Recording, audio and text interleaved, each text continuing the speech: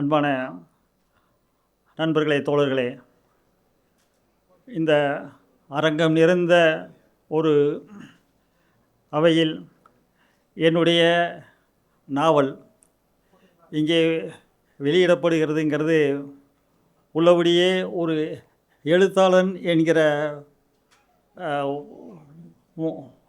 வகையில் மிகவும் ஒரு பெருமிதமும் பூரிப்பும் அடைகிறேன்.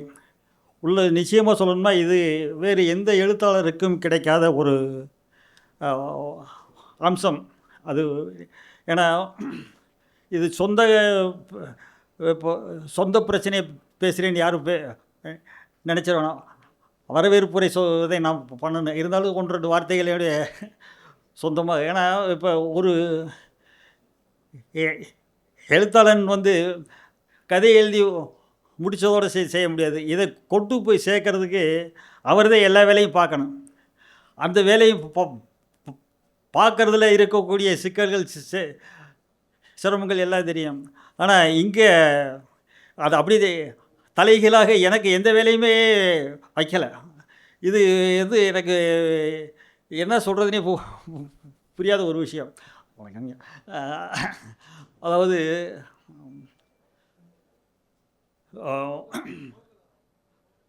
இப்போ சினிமாவுக்கு என்னுடைய கதையை தந்தாச்சு.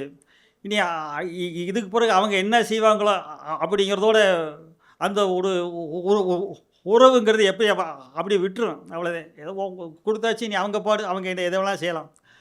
ஆனால் இதையெல்லாம் மீறி இந்த புத்தகத்தை மக்கள் மத்தியில் கொண்டு போய் சேர்க்கணும் அப்படிங்கிறது அவங்களுக்கு என்ன வந்திருக்குன்னு எனக்குமே புரியலை.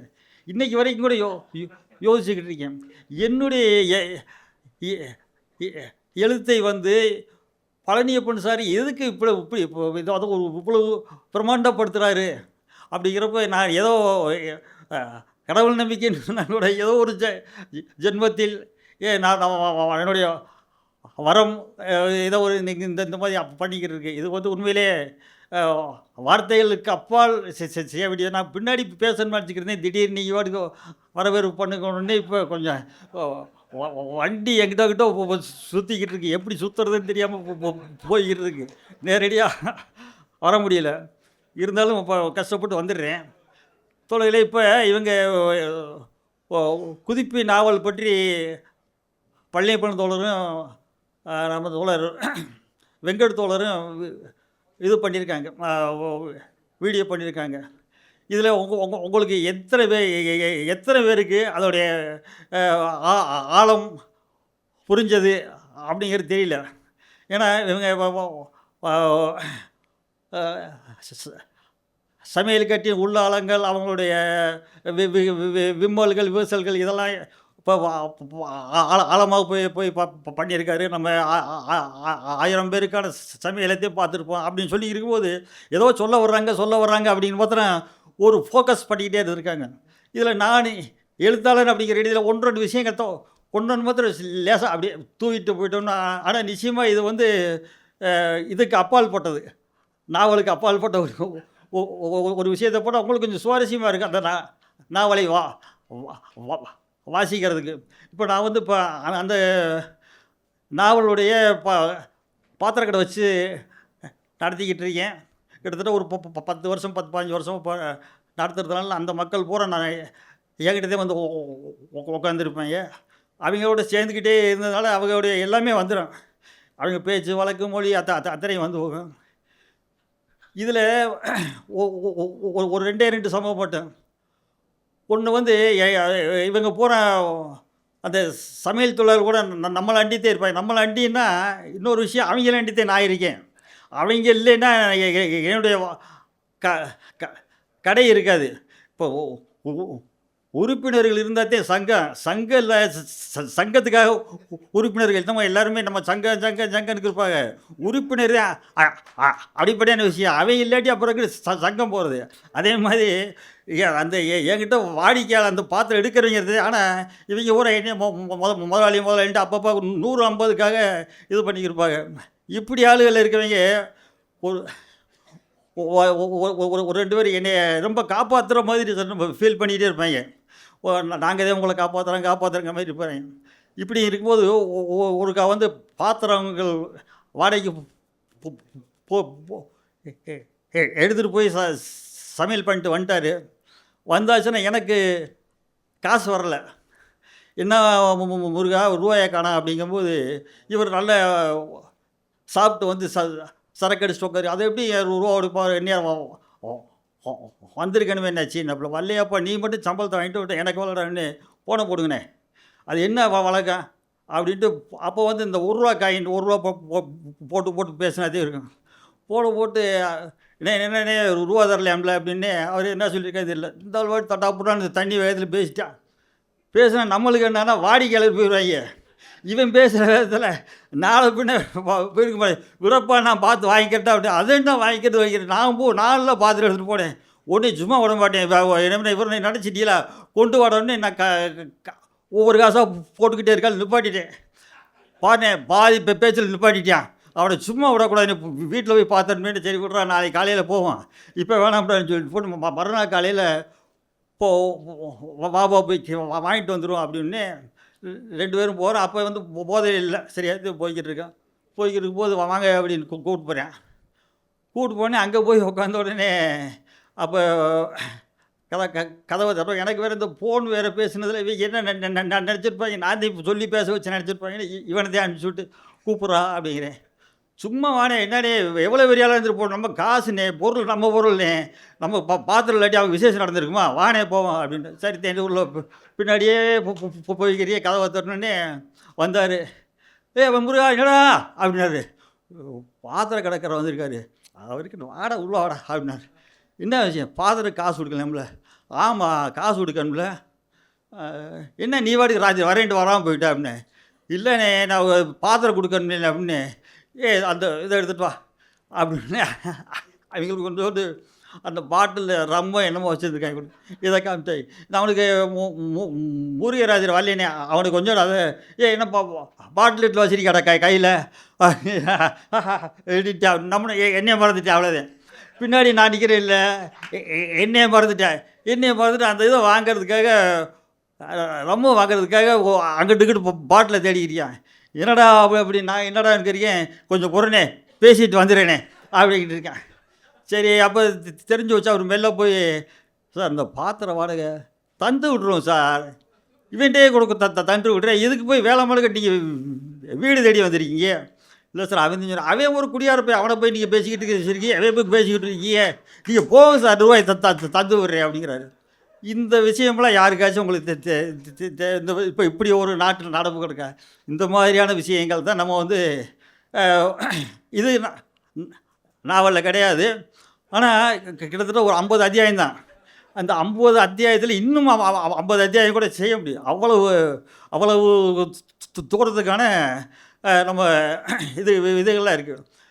இது வந்து இதுதான் தோழர் பழனியப்பன் எனக்கு கொடுத்த கிஃப்ட். இந்த மாதிரிலாம் பண்ண முடியாதுங்கன்னு சொல்லி இப்படியான விஷயங்களை நம்ம வந்து புதுப்பை நாவலில் கொண்டு வந்திருக்கேன். இது ஒரு அவியலுக்குள்ளே இருக்க ஒரே ஒரு விஷயம் தான் சொல்லி நான் மேட்டருக்கு வந்துடுறேன். அதாவது சமையல் கலைஞர்கள் வந்து பல இதுகள் இருக்கலாம், அவங்க அது அப்படியான இப்படியான சொல்லி. ஆனால் அவங்களுடைய தொழில் இருக்குது பார்த்தீங்களா, தொழில் நேரத்தில் அவங்க வந்து என்றைக்குமே நீங்கள் சோடையே சொல்ல முடியாது. அவங்க அத்தனை பக்காவாக இருப்பாங்க. ஒருத்தனுக்கு ஒருத்தன் விட்டு கொடுக்கவே மாட்டாங்க. ஒருத்தனுக்கு 10 ரூபா இல்லை அப்படின்னு சொல்லினா 10 ரூபாய்க்காக 1000 ரூபா கந்துக்கு வாங்கிட்டு போய் அவனுக்கு 10 ரூபாயை கொடுப்பாங்க. இல்லைன்னு சொன்னது அதை நானே அதை அனுப்பிச்சிருக்கேன். 10 ரூபா ஒருத்தன் கேட்டேன், இல்லைடா போடா பொழுதுக்கு மட்டும் வந்தே போதேன். அவன் போய் ஒரு நாள் போய் வாங்கிட்டு வந்து எனக்கு கொடுத்துட்டு இங்கே வந்து அழுத ஆரம்பிச்சிட்டான். உங்களால் எனக்கு 1000 ரூபா நட்டான். நீங்கள் வாட்டுக்கு 10 ரூபாய் கொடுத்து விட்ருக்கலாம், அவன் காசே இல்லைன்னுங்கிறதுக்கேன் இவனுக்காக இப்போ நான் போய் 1000 ரூபா கந்துக்கு வாங்கிட்டு 10 ரூபா கொடுத்துருக்கேன். எது ஒரு பக்கம் போட்டு இப்படி ஒரு விஷயம். சமையல் ஒரு கல்யாண பந்தி கல்யாணமும் கீழே கல்யாணம் நடந்திருக்கு, மேலே பந்தி மேலதெல்லாம் தாலி கட்டுற சத்தம் கேட்குது. வீட்டுக்காரர் அந்த ஃபங்க்ஷனுக்காரர் மேலே கீழே ஏறிக்கிருக்காரு. நான் ரெடி ஆகிடுச்சான்னு இவங்க அந்த எல்லைக்கு உள்ள யாரையும் அனுப்ப மாட்டாங்க. இங்கே வீட்டு சமையல் கட்டில் உங்கள் வீட்டுக்காரமாக உள்ளே விட மாட்டாங்க. இங்கே என்ன உங்களுக்கு வேலை அப்படின்னு சொல்லுவாங்க. எதுனாலும் அப்படி இன்னும் எட்டி நின்று பாருங்கன்னு சொல்லுவாங்க. அது வீட்டுக்காரமாக இருந்தாலும் சமயக்காரன் அதே உள்ளே என்னது உள்ளே என்ன செய்வாங்கிறது நமக்கு தெரியாது. ஆனால் உள்ளே மட்டும் விட மாட்டாங்க. உங்களுக்கு என்னென்ன வேணும், ஆளை மட்டும் மேலே ஏற்றுங்க, சப்ளை பாத்திரம். ஆமாப்பா எல்லாம் ரெடி ஆகிடுச்சோடனே எல்லாம் ரெடி பண்ணி வச்சுட்டாங்க. பூராமே தாலி ஏற்ற சத்தத்தை கேட்டோடனே வாளியை பூரா ரெடி பண்ணி வச்சு சாப்பாடு ஒரு வாளியே இல்லை எல்லாமே வாளியில் ரெடி பண்ணி போட்டுருவாங்க. அந்த நேரம் அங்கே இருக்கக்கூடிய சமையல்காரம்மாவுக்கு திடீர்னு கொஞ்சம் வேலை செஞ்சாச்சு. அடுத்து சப்ளைக்கு போனால் கொஞ்சம் ஏதாச்சும் ஒரு சோறு போட்டுக்கலான்னப்போ, ஏப்பா ஒரு சோறு சாப்பிட்டுக்கிறேன் அப்படின்னு விசேஷ வீட்டுக்காரனுக்கு போடாமல் நம்ம ஒரு வாய் கூட வைக்கக்கூடாது அப்படிங்கிறது பண்ணிவிடுறாங்க. அதெல்லாம் வேணாம், ஏதாச்சும் காப்பி தண்ணியை குடி இல்லாட்டி டீயை வாங்கிட்டு சொல்கிறேன் அப்படின்னு இந்த அம்மாவுக்கு பசி தாங்க மாட்டோம். ஒரு கப்பில் சோத்தள்ளி போட்டு சாம்பாரை ஊற்றி சாப்பிட்டு, என்னடா பாவிலா அப்படிங்குது. என்னடா உப்பா கிடக்கு அப்படிங்குது. உப்பா அப்படி என்னடா அப்படின்னு அப்புறம் ரசத்தை ஊற்றி பார்க்குது, அப்பயும் உப்பு. மோரை ஊற்றி பார்க்குது, அப்பயும் உப்பு. என்னடா ஆள் உரம் மேலே வர போகிறேன் சமையல் உப்பா கிடக்கிறன்னு அப்படி அந்த சமையல் டீமே பதவி வதைக்குது. அங்கே டவுன் கொட்டிட்டாங்க. மேலே ஆள் வந்துடுவாங்கன்ட்டு ஆள் வந்துடுவாங்க. இவங்க அப்படியே படன்னு பார்த்தீங்க. சப்ளையருக்கு வரும் வாளியை தூக்கி ரெடி ஆகிட்டாங்க. ஒருத்தன் அந்த மேட்டு விரிக்க போயிட்டான், தண்ணி வைக்க போயிட்டாங்க. இப்போ இது அடுத்து 10 நிமிஷந்தேன். இதில் 10 நிமிஷத்தில் பந்தி பரிமாறப்படுகிறது. அது எப்படிங்கிறது தான் அந்த சமையல் கலைஞருடைய வேலை நுட்பம். இதுக்கும் அந்த சமையல் கலைஞர்கள் மிக தயாராக இருந்து 10 நிமிஷத்தில் அத்தனை பேருக்கும் எந்த விதமான உப்பே இல்லாத சரியான சுவையான சாப்பாட்டை செஞ்சு கொடுக்குறாங்க. அதை அது நாவலில் கிடையாது. அது ஒரு சிறுகதையாக எழுதி ஆனந்த விகடனில் வந்துச்சு. அது உறவு பாருச்சு. இப்படி இந்த மாதிரியான விஷயங்கள் தான் நீங்கள் இப்போ வாங்க போகிற குதிப்பு நாவலில் இருக்கக்கூடிய விஷயம். இந்த நாவலின் வெளியீட்டு விழாவிற்காக இங்கே முன்னோடி மீடியாவின் அழைப்பின் பேரில் குறிப்பாக எங்களது இஷ்டத்துமான தோழர் கரு பழனியப்பன் அழைப்பின் பேரில் இங்கே வந்திருக்கக்கூடிய உங்கள் அத்தனை பேரையும் தனிப்பட்ட ரீதியில் என்னுடைய நெஞ்சார உங்களை வரவேற்றுக் கொள்கிறேன். ஏன்னா இது எல்லாருமே வந்திருக்கீங்க. நான் கூட்டினா கூட ஒரு 50 பேர் வருவாங்க, ஒரு 30 பேர் வருவாங்க. மிஞ்சி போனால் என்னுடைய குதிப்பின் அவ்வளோ வெளியிட்டு தேடியில் பண்ணேன். ஒரு 100 பேர் 150 பேர் வந்தாங்க. அது நான் பட்டவாடு எனக்கு தெரியும். அந்த அத்தனை பேரும் கூப்பிட்டு அழைச்சி செஞ்சோம். அதில் அப்படி எந்த வேலையை பண்ணுவேன் நீங்கள் வாங்கணும்னு சொல்லி எங்களுக்கு ரயில் டிக்கெட்டை போட்டு குடும்பத்தோடு வரவங்க சொல்லி அதையும் வாங்க, அவங்களுக்கு நம்ம பார்த்துன்னு சொல்லி அதையும் கூப்பிட்டு வச்சு உண்மையிலேயே பழனியப்பன் சாருக்கு என்னுடைய வாழ்த்துக்களும் வணக்கங்களும். இந்த வெளியீட்டு விழாக்கு வந்திருக்கக்கூடிய தோழர்கள், எங்களுடைய அருமை கவிஞர் இதில் எழுதியிருந்தார், ஃபேஸ்புக்கில் எழுதியிருந்தார் குதிப்பின் அவளை பற்றி ரொம்ப சந்தோஷமாக இருந்துச்சு. அவர்களெல்லாம் மிகப்பெரிய ஒரு கவிஞர் யுகோ பாரதி அவர்களையும், அதே மாதிரி இசையில் மிக பிரபலமானவரும் நகைச்சுவையாக நிகழ்வுகளை கொண்டு செல்லக்கூடிய தோழர் அலெக்சாண்டர் பாபு அவர்களையும், இந்த குக்கர் சினிமாவில் கதாநாயகியாக இருக்கக்கூடிய என்னுடைய அதை சொன்ன சக்கடப்படாதிய நான் இப்போதையும் அவங்கள பார்த்தேன். பார்த்து பூரா அவங்களா அப்படின்னு எனக்கே சந்திய மாதிரி. ஏன்னா அந்த பூவையோட பார்த்தது நானும் கூட கொஞ்சம் மேலே அவைய மேலே இருந்தோம். ஒரு சின்ன ஒரு கிரேஸில் வந்துருந்து அப்படி வேணால் அந்த மாதிரி அவங்களுடைய துடிப்பான பட அந்த படத்துலையே ஒரு பட்டாசு மாதிரி அவங்க தான் இருப்பாங்க. அவங்க இந்த இதில் கதாநாயகர் இப்போத்தே ஒரு 5 நிமிஷத்துக்கு முன்னே சொன்னாங்க, சங்கீதா அவர்கள் நடிகை திரைக்கலைஞர் சங்கீதா அவர்களையும் சுப்பிரமணிய சிவா அவரை பற்றி உங்களுக்கு தனுஷ் போன்ற மிகப்பெரிய ஆட்களை வச்செல்லாம் படம் எடுத்தவர் அவரையும், எங்களுடைய ஆஸ்தான எங்களுடைய கதாநாயகன் காளி வெங்கட் என என்னுடைய முதல் படத்துக்கு அவர் தான் போட்டார்.